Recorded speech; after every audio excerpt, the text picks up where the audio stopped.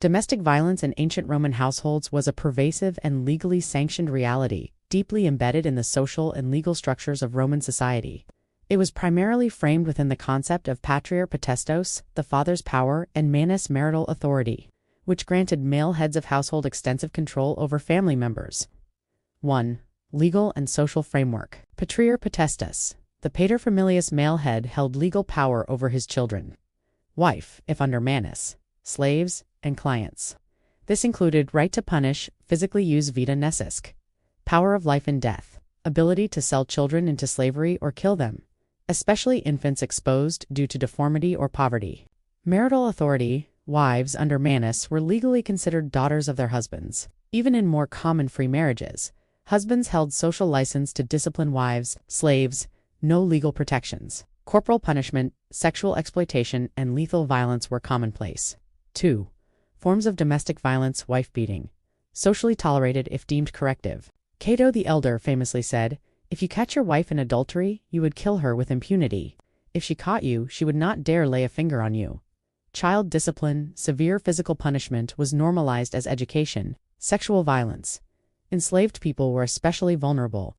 Rape of free women could be prosecuted less as a crime against the person, and more as property damage in iuria against the paterfamilias. Elder abuse. Less documented but senile or troublesome elders could be confined or neglected.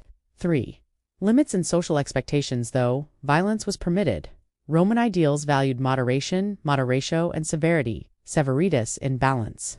Excessive cruelty could bring social disgrace in witnesses and neighbors. Community shaming might check extreme violence. Stoic and Christian critiques. Later Roman Stoics like Seneca and early Christians increasingly criticized brutality within households. Legal reforms. Under the empire, laws gradually limited patria potestas.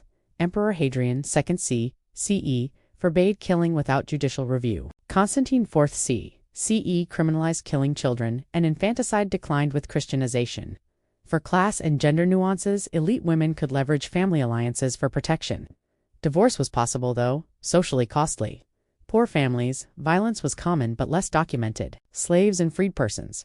Total vulnerability for slaves. Freed persons remained under former owners' influence. 5. Cultural reflections. Literature. Comedies, plautus, and satires. Juvenal often depict wife-beating as farcical or deserved.